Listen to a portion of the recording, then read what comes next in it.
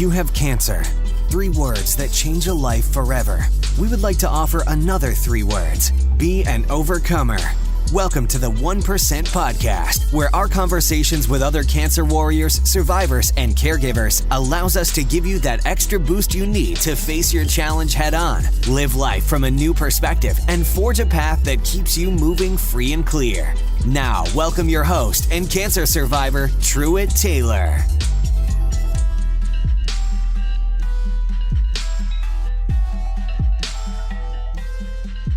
Welcome everyone to the very first episode of the 1% Podcast. I'm your host, Truett Taylor. The reason I created this podcast was back in 2012, I was unexpectedly diagnosed with stage 3 colon cancer. During my battle with cancer, I had moments that I absolutely wanted to give up. During my moments when I was at my absolute worst, something would always happen to give me that 1% I needed to move forward, to pick myself up, and keep pressing on and try to beat this disease. The collection of these events were so radical and so powerful that I knew I absolutely had to share them with everyone. And I also knew that I wasn't alone. There had to be other warriors, other survivors, and other caregivers out there who wanted to share their story as well. The collection and the sharing of all these moments has birthed the 1% Podcast. So here's what you can expect when you subscribe to the 1% Podcast. Number 1, phenomenal guests. For the past several months, I've been researching and reaching out to people who have very unique cancer stories. Each story is extremely authentic. You're going to have moments that are going to make you laugh, moments that are going to make you cry, but at the end, you'll be able to take something away from their story to help give you that 1% that you need to be successful and move forward. Number 2, the frequency of the podcast is going to be twice a week. So on Tuesdays and Thursdays of each week, I'm going to be launching a new episode. Also in between, we're going to have bonus video episodes where we'll have Q&A sessions, live meetings, or videos from myself to help go over specific topics that I feel like you need to hear about. And finally, I want to create a 1% tribe. So here's a few different ways to do that. First, I want you to subscribe to the podcast. By subscribing to the podcast, you'll have instant access as soon as each episode is released. Next, I want you to share each episode of the podcast. We all live with people in our lives who have been somehow affected by cancer. I would love for one of the stories that we've recorded to make it to that person who needs that inspiration, that hope to keep pushing forward. And finally, I want you to nominate someone that you feel like should be a guest on the show. Each one of our stories are so unique. I would love to have the opportunity to sit down and record an episode with someone you feel like will be a perfect guest on the show. So here's the way to do that. Send me an email to info@onepercentpodcast.com and give me a brief summary of why you feel like that person will be a great guest on the show. So now that you have my message, the format, and frequency of the show, I want to end today's episode by sharing my story with you. So my story begins back in 2012. I had a great job. I just purchased a new home. I was in good shape, and I actually had a vacation planned that summer. Life was good. I decided to take my mom on a beach trip in June, and while we were traveling, I told her that I started having some problems recently. I told her I was having some pain in my lower left side. I was having to go to the restroom more, and even sometimes I was having odd stools. So she made me promise when I got back that I would make an appointment with the doctor. So I did. When I got back, I made an appointment with my doctor, went to see him, and while I was there, he started pushing around all of my stomach and asking me a lot of different questions. When he got to the lower left side, it was really painful. At that time, I had been training Muay Thai with several guys, and I thought maybe I'd gotten kicked too hard or punched in the stomach, but for some reason that pain wouldn't go away. So we did a couple more tests and talked to me and said, worst case scenario, you probably have Crohn's disease. Crohn's disease? I had a disease? I had never even had a cavity before in my entire life. So we scheduled a colonoscopy just to find out and see what was going on. I remember waking up from my colonoscopy and my doctor was standing right over me. And what he said afterward would dramatically change the rest of my life. He looked me dead in the eye and he said, "Son, I'm sorry, but today's not going to be a good day for you. You have a large tumor inside your colon, and I'm pretty sure it's cancer. In that moment, probably like most people, you're wondering if you heard exactly what he said just right. You have cancer. Let those words ring through your head and imagine how you would feel. That's not something I was expecting to hear, especially at 31 years old. As I left the hospital that day, I remember feeling completely numb. I remember eating lunch right afterwards and not even being able to taste my food. Not being able to wrap my head around what I had just heard. I have cancer. The doctor had taken a biopsy while I was there, and a week later found out that my nightmare was true. I did have colon cancer. So here I am, 31 years old, thinking everything was perfect, and boom, everything's not. I began asking myself questions like, why had my body failed me? And what had I done to deserve something like this to happen to me? As all the fears and questions bombarded my mind, I had no idea what to do next. I just knew that I had a surgery scheduled to remove 12 inches of my colon. So July 9th, 2012, I went in for a colon resection at St. Joseph Hospital here in Atlanta. During my surgery, they also removed 12 lymph nodes. When the pathology report came back, they found that the cancer had spread to 3 of the 12 of my lymph nodes.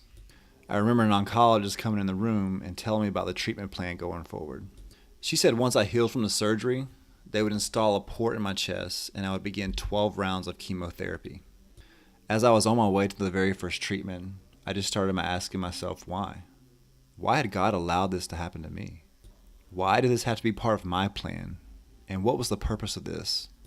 As all these thoughts and fears had accumulated in my head, I realized there was no possible way for me to get the answers at this moment. For those of you listening who have never had chemo, I'm going to describe to you in detail exactly how it feels. Imagine waking up every day with flu-like symptoms, nausea, vomiting, diarrhea, sores in your mouth, foot pain, cold sensitivity to your mouth, your feet, and your hands, dry, itchy skin, a ton of fatigue. And then imagine yourself trying to go to sleep at night just to get away from all that and having insomnia.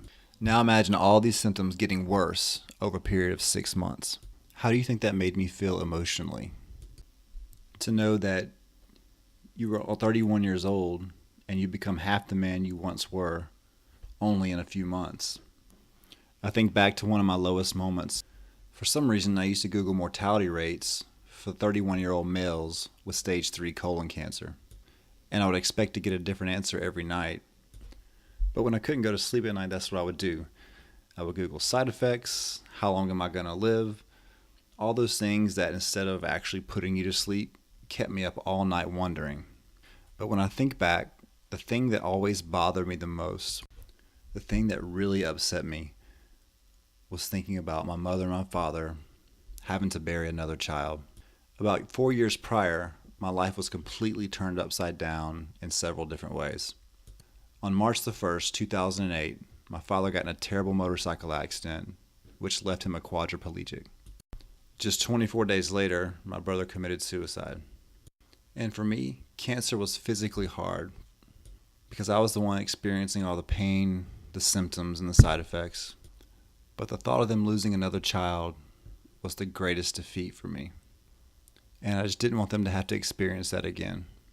All these low moments had accumulated, but what happened next completely changed my perception of what was going on. I want to describe this moment in detail for you. Close your eyes and imagine yourself standing in front of a mirror. As you're staring in the mirror, imagine you can't even recognize the person staring back at you. You've lost an extreme amount of weight, your eyes are bloodshot, and there's a huge port sticking out of your chest. There's chemo pumping through your body, and you've been up all night long. You're wondering who you become, and you're lost because you can't control what's happening to you. That was me. That's what I saw in the mirror. And I absolutely hated myself. This disease had came into my life, and I had allowed it to strip everything that was important for me away. When we experience a tragedy or a difficult moment in life, I think dealing with it, we find ourselves sometimes going down a completely different road than we thought we would be at. And for this point in my life, in this moment, the way I was coping with it, the way I was dealing with it was fighting so hard to try to overcome everything that the medicine was doing to me. And I completely ignored the mental and the emotional part of the disease that I had. So all of that came to a point, and then something dramatic happened that night. I decided to put my nose up as close as I could to the mirror and completely ignore all of my surroundings and everything that was going on, and really take a good look at who I was internally. Not the person that I became physically, but take a look at the person who I really was deep down inside. And at that moment, everything just, I had a huge moment of clarity, and everything, all the perception and everything that I had experienced completely changed for me. As I had my nose close to the mirror and was staring at myself, my hand touched something that was right next to my mirror. So I looked down, and there was this wrinkled piece of paper that had something written on it. And it was wet, and the ink had started to bleed through, but it's something that I had posted on my mirror that had fallen off. And my first initial thought was, oh, what is this trash doing up here? I gotta toss it out. But when I picked it up, I read what was written on the piece of paper. And the first thing I noticed was it was in my mother's handwriting. Written on the piece of paper was Psalms 118, verse 17. I will not die, but I will live and declare the works of the Lord. As I read this scripture, I started to process everything that had happened to me. My biggest fear at that moment was dying and not being able to experience anything that I wanted to in life that I hadn't already, and dying and leaving my parents with the loss of another child. And as I continued to repeat their scripture, I kept saying, I will not die, but live and declare the works of the Lord. I will not die, but live. And I believe in moments of circumstance, but overall moments where God reaches out to you and tells you exactly what you need to hear, or brings someone into your life to share with you something that you need at a very specific time. I've always believed you find exactly what you're looking for. And for me, I had gotten to a point where I was so low that the only place I could look was look up and look at myself and look deep down inside and see who I was. And at that moment, God reminded me of what his plan and purpose was for me. His plan for me was not to die at that moment, but to live and declare all the great things that he has done for me. So knowing that, I decided to step back from the mirror and make a complete change. I recognized that I was beaten down, but I was about to get back up. I saw someone who had experienced a tremendous amount of tragedy, but was going to use that tragedy to help a ton of people. I saw someone who was physically weak, but who had been humbled and who had a clear mind. And I saw someone who was going to live and not die and tell everyone all the great things that God had done for him. And that was my 1% moment. My faith had been restored, and I was going to move forward, take ownership of everything that I had, and God was going to do the rest. In February of 2013, after 10 rounds of chemo, 25 rounds of radiation, I was finally done. A funny thing did happen on my last dose of chemo. I actually went into anaphylactic shock. Somehow my body had become allergic all of a sudden to the drugs they were giving me. And during my last treatment, I went into anaphylactic shock and passed out, and it was wild. Looking back now, I feel like it was my body's way of reminding me that it had had enough. My doctor considered restarting the treatment the following week, but I told her that was something that I would really want to think about before I decided to move forward. And I want to be sensitive to people who cancer has reoccurred, but over those 2 weeks where I was waiting to go back for another treatment, I just felt like I was done. And I felt like my body had enough. And the thoughts of possibly cancer coming back by me not even finishing the other 2 treatments was there, but I just knew my body, and my body was like, hey, we're done with this and you're good to move forward. So I stopped, and that was my very last treatment. So here we are, 6 years later, and still cancer-free. I've passed the 5-year threshold of remission, and now it's time to tell everyone all the amazing things God has done for me, and not just that, but for so many other people during this podcast. So I'm so excited to share this podcast with everyone. I'm excited for everyone listening to take the stories of all the individuals, take the pieces that apply to you, whether you're going through treatment, you know someone in treatment, but take those moments and really be intentional about looking for those very specific moments. I call them 1% moments, where you have the opportunity to take a hard right turn and go directly towards trying to get better. And I really feel like if we want something bad enough mentally and we say it out loud, our bodies will physically try to respond to that. So that's the whole purpose of this podcast. I'm so excited again to be able to share this and share all the stories with you guys. And I'll see you guys on episode 1. We appreciate you spending time with us on today's episode and encourage you to continue the conversation to help you keep pushing forward.